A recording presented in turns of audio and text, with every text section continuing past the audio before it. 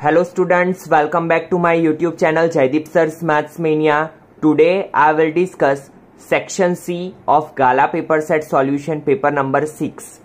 See student, what is question number 37?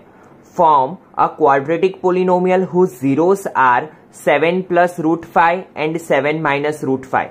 अभी तक जो हमारे टेक्स्ट बुक में क्वेश्चन थे उसमें क्या दिया था हमें sum of zeros and product of zero, और उसपे से हम क्वाड्रेटिक पोलिनोमियल फाइंड करते थे। बट यहाँ पे क्या दिया हुआ है, सिर्फ जीरोस दिए हैं। ठीक है, तो गलती से भी इसे sum of zero and product of zero मत लेना। अब सबसे पहले हम क्या करेंगे स्टूडेंट्स, क्वाड्रेटिक पोलिनोमियल फॉर्म करने के लिए हमारे पास क्या होना चाहिए, sum of zero and product of zero, जो हम मेथड से क्वेश्चन सॉल्व करते हैं उसके अकॉर्डिंग। ठीक है, तो सबसे पहले मैंने क्या किया, मेरे पास दो जीरोस है, उस पे से सम ऑफ जीरो फाइंड किया। Sum of zero that means alpha plus beta, where alpha is 7 plus root 5, beta is equal to 7 minus root 5, then plus root 5 minus root 5 cut, तो बचा क्या answer, 7 plus 7 14। Then product of zero, product means multiplication of zero, तो 7 plus root 5 into 7 minus root 5, so it become a plus B into A minus B. So identity क्या है, A square minus B square, 7 का square 49 minus square root cut 49 minus 5, so it is 44। Now हमारे पास equation है तो वो equation में value put up कर लेंगे, x square minus alpha plus beta, where alpha plus beta is sum of zero, plus alpha into beta is product of zero is equal to zero. So x square minus 14x plus 44 is equal to 0. 14 क्या था, sum of 0 and 44 is product of 0. So it is required quadratic polynomial. Now question number 38. Find the zeros of quadratic polynomial x square minus 15x plus 50 and verify the relationship between the zeros and coefficients of the polynomial. तो हमारे पास एक polynomial है और आपको पता है कि जब भी 3 टर्म का पोलिनोमियल हो तो हम क्या अप्लाई करते हैं, स्प्लिटिंग मेथड। तो यहाँ पे भी सेम चीज करेंगे, 50 1 जा 50 एंड फर्स्ट टर्म का कोएफिशिएंट कुछ भी नहीं है, दैट मीन्स 1, तो 50 1 जा 50। नाउ 50 के हमें दो फैक्टर्स फाइंड करना है कि जिसका मल्टीप्लीकेशन क्या हो 50 एंड एडिशन या सब्ट्रैक्शन कितना आना चाहिए 15। तो बहुत ईजी है, 10 5 जा 50 एंड 10 प्लस 5 15। तो हमारे फैक्टर्स क्या है, 10 एंड 5। तो मैंने आपको बोला है कि जब भी यहाँ पे हमें फैक्टर्स रखने हो तो मिडल टर्म वाला साइन किसे देंगे हम, बिगर डिजिट को। 10 माइनस किसको दिया, 10 को। नाउ हमें दोनों पॉसिबिलिटी चेक करनी है। अगर मैं प्लस 5 करूं तो इट बिकम माइनस 5, बट मुझे लाना क्या है, माइनस 15। तो यहाँ पे माइनस 10 कंपल्सरी मुझे क्या करना पड़ेगा, minus 5, so minus minus plus, so it become minus 15। तो हमारा आंसर क्या आया, x square minus 10x minus 5x plus 50 is equal to 0। Now दोनों फर्स्ट टू टर्म में से कॉमन क्या निकलेगा, x, तो अंदर क्या बचा, x minus 10। Second two term में से कॉमन क्या निकलेगा, माइनस 5, तो अंदर क्या बचा, x minus 10 is equal to 0। So in one bracket x minus 10 और in another bracket x minus 5 is equal to 0। So x is equal to 10 और x is equal to 5। Now यहाँ पे हमारे पास दो जीरोस आ गए, उस पे से क्या फाइंड करेंगे, sum of zero minus B upon A, तो हमें मिला क्या 15 and product of zero. After applying equation what we will get 50, तो हमारा आंसर आ गया यहाँ पे। Now question number 39, solve the pair of linear equation 4x plus 8y is equal to 26 and x minus y is equal to 2 by the method of substitution. तो जब भी substitution method की बात आए तो हम क्या करते हैं, हमारे पास जो कोई दो इक्वेशन है उसमें से कोई एक को हम सब्जेक्ट बनाएंगे। ठीक है, कोई एक इक्वेशन में से कोई एक वेरिएबल को हम सब्जेक्ट बनाएंगे, दैट मीन्स या तो हम x की वैल्यू फाइंड करेंगे या तो y की वैल्यू बनाएंगे। तो मैंने क्या किया, मैंने देखा फर्स्ट और सेकेंड इक्वेशन में सबसे इजी इक्वेशन कौन सा है, सेकेंड वाला, क्योंकि यहाँ पे कोएफिशिएंट नहीं है और हम प्रायोरिटी भी वही इक्वेशन को देंगे कि जहां पे वेरिएबल के पास कोएफिशिएंट ना हो, ताकि वो हमारे लिए इजी हो जाए थोड़ा। So it become x is equal to minus y को मैं राइट हैंड साइड लेके जाऊं तो वो क्या हो जाएगा, plus y. So x is equal to 2 plus y. Give equation number 3। Now क्या करेंगे हम, इक्वेशन 3 की वैल्यू सेकेंड में से अगर हमने वैल्यू बनाई है तो वो वैल्यू हम किस में पुटअप करेंगे, इक्वेशन 1 में। तो मैंने क्या किया, x is equal to 2 plus y की वैल्यू कहां पे पुटअप की, इक्वेशन नंबर 1 में। तो 4x की जगह पे क्या आएगा, 2 plus y plus 8y is equal to 26। Now आपको पता है 4 का मल्टीप्लीकेशन 2 के साथ भी होगा, y के साथ भी होगा। सो 4 2 सा 8 plus 4 into y 4y plus 8y is equal to 26। So 4y plus 8y 12y, 8 goes on right hand side, so it become minus 12y is equal to 18. So y is equal to क्या मिला, 3/2. Now you know that कि y is equal to 3/2 की value हम कहाँ पे रखेंगे, equation number 3 में। तो हमें क्या मिलेगा, x की वैल्यू क्या था equation number 3, x is equal to 2 plus y। तो x is equal to 2 plus y की value 3/2। Now 2 goes in multiplication with 2, 2 2s are 4 plus 3 divided by 2, that means x is equal to 7/2. Question number 40, if the roots of the quadratic equation 2kx square minus 3kx plus k plus 1 is equal to 0 are equal, find the values of k। जब भी हमें पता हो कि roots are equal तो हमारे mind में एक ही कंडीशन आनी चाहिए, d इज इक्वल टू 0, क्योंकि रूट्स तभी इक्वल होंगे जब डिस्क्रिमिनेंट क्या होता है, इक्वल टू 0। तो सबसे पहले जब भी हमें क्वाड्रेटिक इक्वेशन दिया हो तो हम क्या लिखेंगे, a b एंड c की वैल्यू। तो a is equal to coefficient of x square that is 2k, b is equal to minus 3k and c is equal to k plus 1। Now here roots of quadratic equation are equal, so d is equal to 0। तो यहां पे लिखेंगे b square minus 4ac is equal to 0। b की value क्या है, minus 3k का square minus 4, a की value 2k, c की value k plus 1 is equal to 0।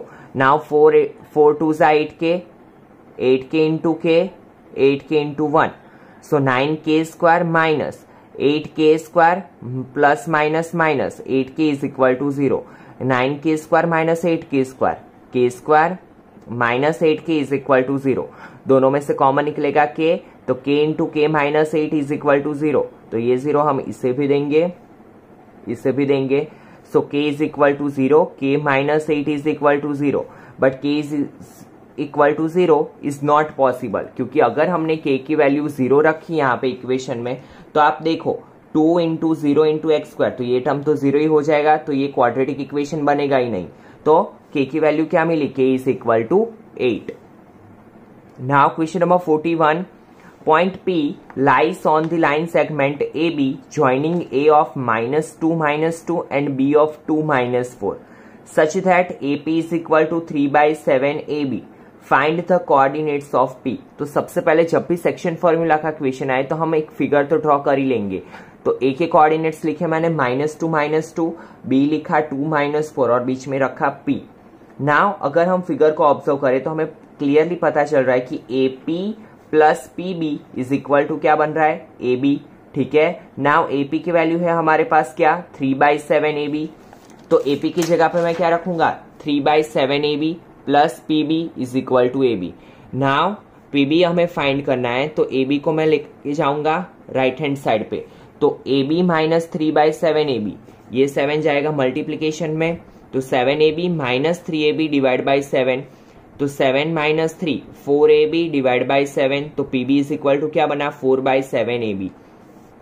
Now ap upon pb, ap की वैल्यू है 3/7ab, pb की value 4/7ab, ab cut 7 7 cut, तो आंसर क्या आया 3/4।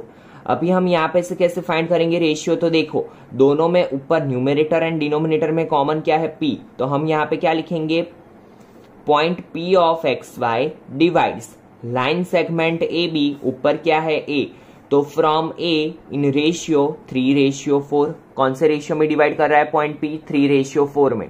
तो यहाँ पे हमने वही लिखा। नाउ सेक्शन फॉर्मूला तो हमें पता ही है, p of xy is equal to mx2 plus nx1 upon m plus n, my2 plus ny1 upon m plus n। Now put the value in equation and after simplification we will get -2/7 -20/7. Now question number 42. Find the coordinates of the point which divides the line segment joining point A of 38 and B of 1217 in the ratio 2:7। ये तो बहुत ही easy है, यहाँ पे तो ratio पहले से ही दिया हुआ है। That means m is equal to 2, n is equal to 7। a के कोऑर्डिनेट्स x1 y1 और b के coordinates x2 y2। We have to just put the value in equation of section formula. तो p of xy is equal to mx2 plus nx1 upon m plus n, my2 plus ny1 upon m plus n। ठीक है, where m and n is 2 and 7, x1 y1 3 8, x2 y2 12 17, and after simplification we will get answer 5 and 10. Now see question number 43.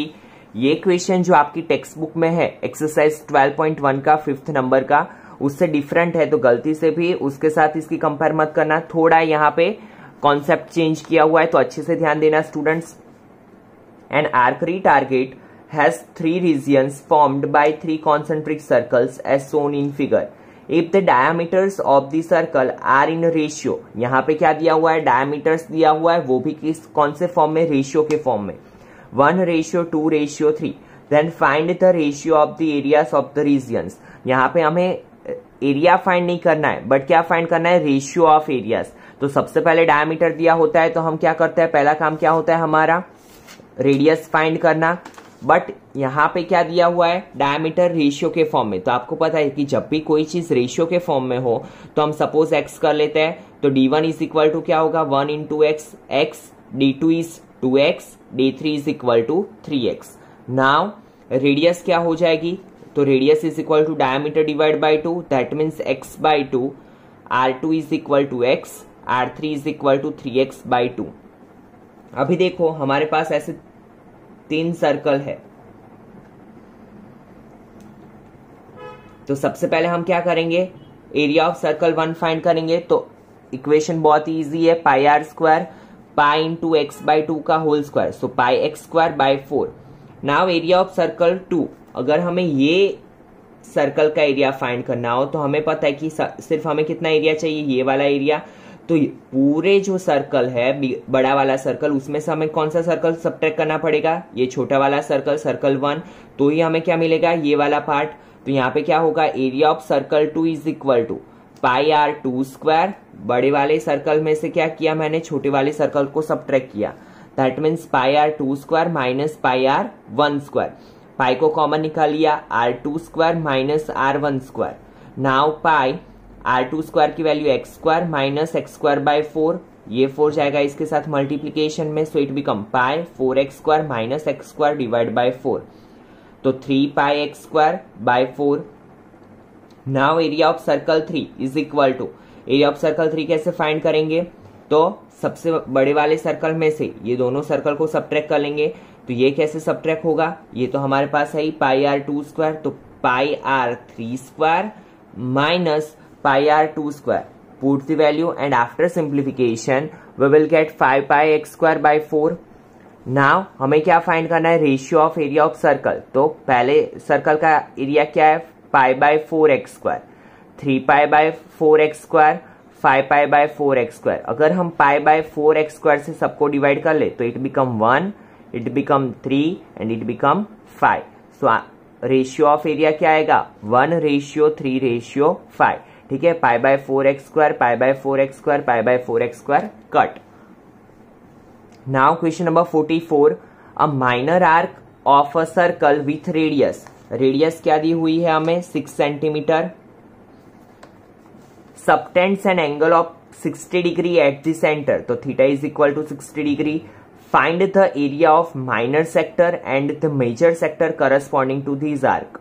तो area of minor sector का equation क्या है, pi are square theta upon 360, व radius is equal to 6 and theta is equal to 60, and after simplification we will get 132/7 centimetre square.